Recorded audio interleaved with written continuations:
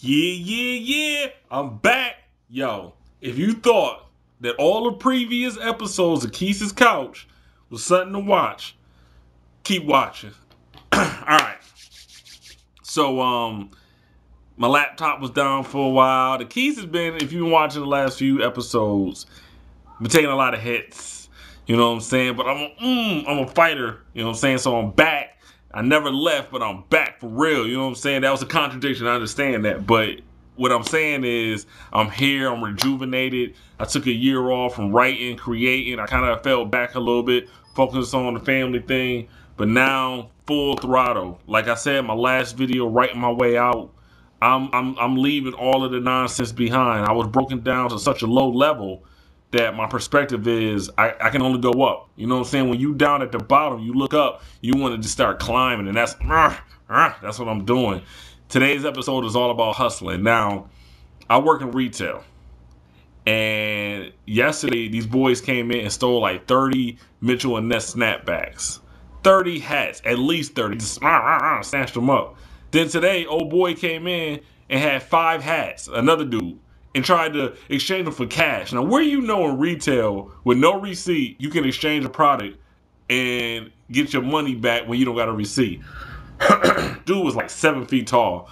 So, I was like, listen, according to our system, the fact that we just got hit yesterday, this product that you have is very likely stolen. I'm not accusing you of stealing it, but it's stolen. So you're not getting the exchange. Dude was looking at watches. I'm like, no, we're not doing the exchange. And he was like, what? And then last week these boys came in. I felt like they stole something one day, then they came back the next day. And when they came back the next day, I'm like, yo, this outfit is stolen. Dude was like, what? So, yo, if you out there, don't steal from my store. Don't steal from me. You taking food out of my baby's mouth. And all I'm saying is, listen, I'm not knocking your hustle.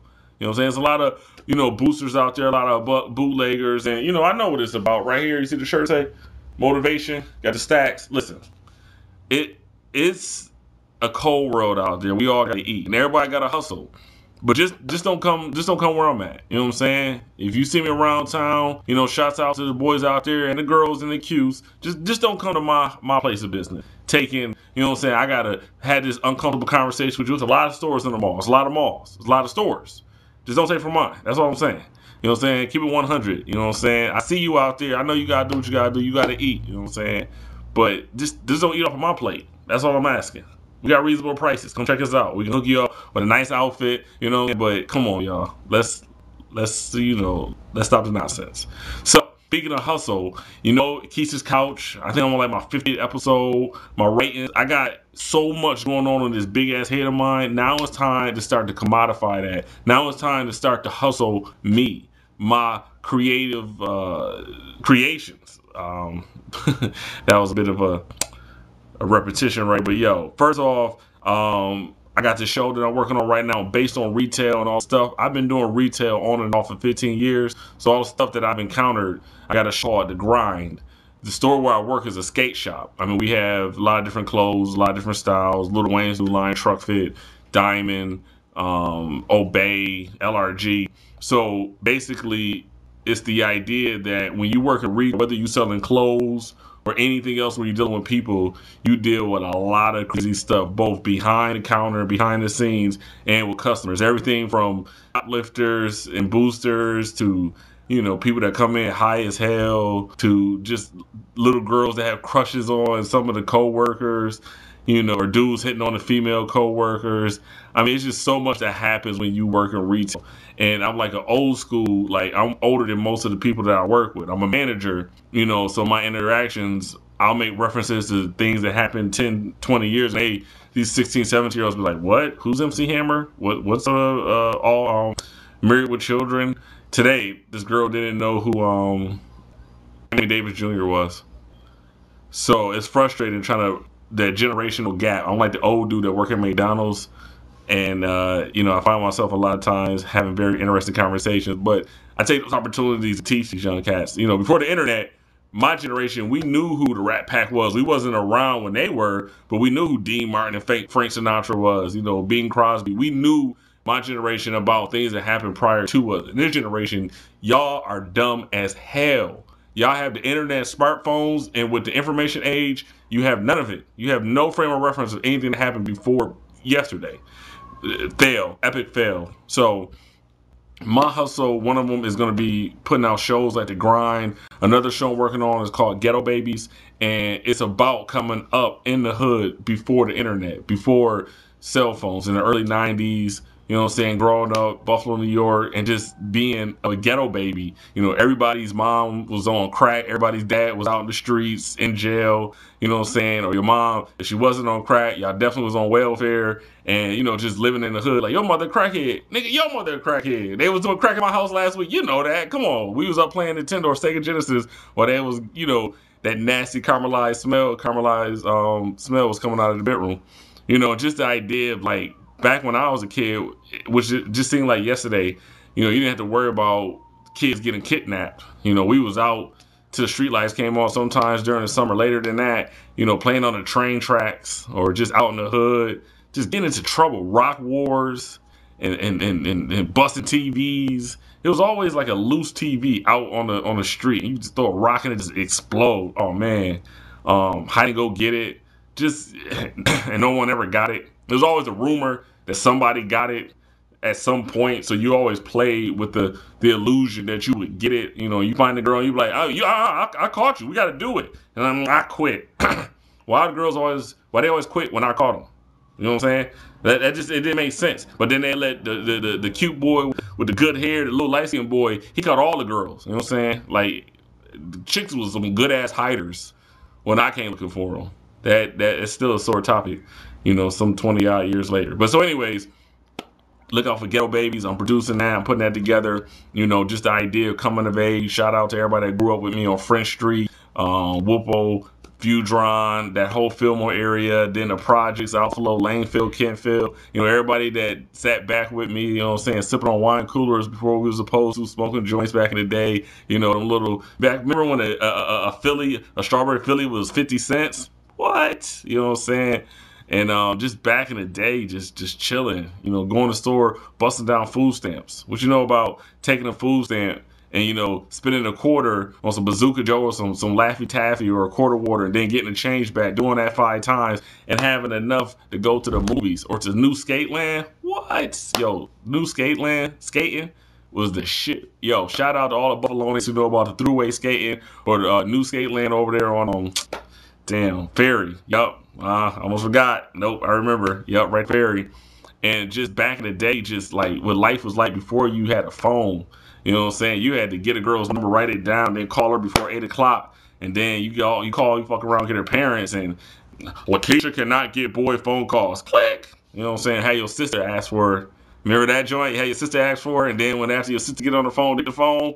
Yo, it was an innocent time because we didn't have the internet. So the way you found out about sex and about what was going on was somebody's older brother or, you know, rumors. Like I remember back in like 5th and 6th grade telling girls what they had going on in their pants. Like, oh yeah, you got fallopian tubes and you got a clitoris and you got your labia major and minor and little diagrams. And I was the king of information. You know what I'm saying? Now you could Google up, you know, all kind of side profiles of the vagina and shit. And you know, I was passing out sketches, you know, handing them out to the boys back in 7th, 8th grade, like, yo, study this. You know what I'm saying? Like, I was the information age, okay? Like, I was that boy, and, like, this is going to be covered in the show.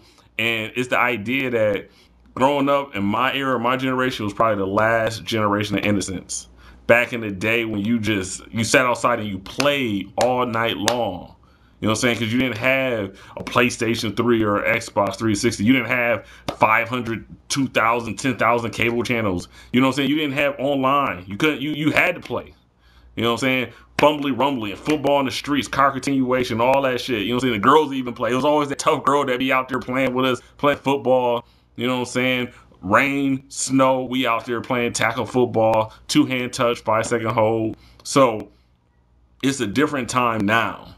And my show, Ghetto Babies, is going to go back to that pure time. You know what I'm saying? Like, and it was a crazy time because, like I said, everybody's parents was on drugs. Not just, like, smoking weed. They was on crack. It was rough. That's why we was outside all the damn time because our parents was running around stealing people's VCRs and shit. You know what I'm saying? And like, and everybody, nobody ever admitted it, but everybody knew who moms was on crack, who dads was on crack, and like maybe 1 out of 5 people didn't have parents on crack. You know what I'm saying? But then that was because their parents was old as shit. We was all being raised by our grandmother. Like, put your hand up if you was raised by your grandmother for a sizable amount of time in your youth. So that's so funny that that's the era that I come from, and I'm gonna represent that. And other than that, I'm just gonna be true to myself, true to my creative juices. I got a passion for Star Wars, the X-Men. Can't wait for the Avengers movie May 4th.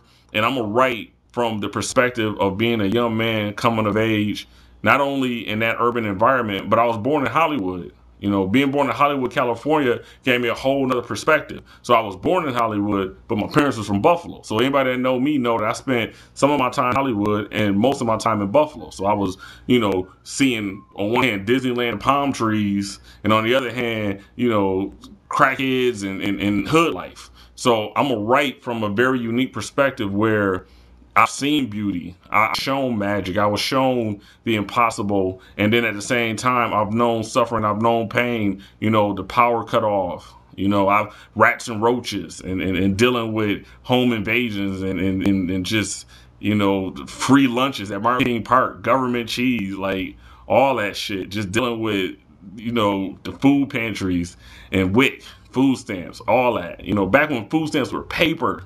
You had to come with the book with the food stamp in the book, and you could try to be slick. It come with separated books and paper food stamps, and the Arabs at the store, or Arabs as we call them in the hood, they were like, nah, they check the serial number with the book. But man, if your parents, they get their fresh pack of food stamps, and they give you a book, like a 20 book, you're like, go ahead, buy yourself something nice. Man, you buying all the pickles and sausages and Funyuns and Cool Ranch Doritos that, man, you like the kingpin. Remember you had your pouch, penny candy in it. What? Some Jolly Ranchers and Nomulators. Nomulators. Not now-enders, Nomulators.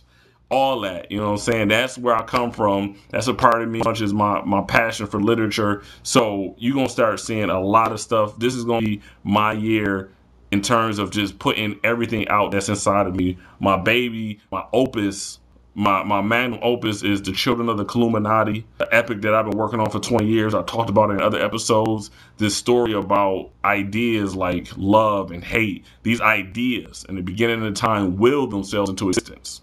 And they created living avatars that are immortal beings that interbred with humans and created these hybrids. And so you have these 7 characters from all over the world, all different walks of life, who have these super abilities, and they don't know where they came from. And so it's about a quest of them finding each other and them finding out about their heritage. And I got, this one character, he lives in a monastery, and he finds out that he can transform into this wolf-like angel creature. His mom was basically an angel, the epitome of love, raped by the epitome of hate, this demon. And so now he grows up in this monastery where he actually is gay, but he represses his homosexuality, and it manifests all his passion and all of his repressed emotion when he transforms into this creature, this huge creature that shoots this energy blast out of his eyes that can only affect your spirit. But he's not gay in the traditional sense or in the flamboyant sense or the stereotypical sense. His love interest actually, his soulmate is murdered right off the bat. So he does not get the opportunity to ever express love, at least not in the beginning, because the person that he is connected to is murdered. And then there's another character based on me who grew up in the hood, and he, through a series of events, basically gets sent to life in the military after he takes a rap for his best friend's murder because his best friend was trying to kill him. His baby mom's killed his best friend, and he has the ability to generate a bioelectricity. And so I got all these amazing characters. This girl that's from India, who grows up in LA, who has the ability to run at supersonic speeds, absorb sonic energy, and she has to redirect it as an energy blast. So the more she runs, the stronger she gets, but she has to slow down to release all the energy that she developed. And I got, so many characters. I've talked about them before. I'll continue to talk about them. And I got so much from my autobiography, Higher Education, Sex, Drugs, and Activism, a line of erotica. It's a lot. It's coming. I'm telling you. I'm about to write my way out. You're going to see me. I'm about to get my hustle on, and you get yours on too, and we're going to meet at the top. Deuces.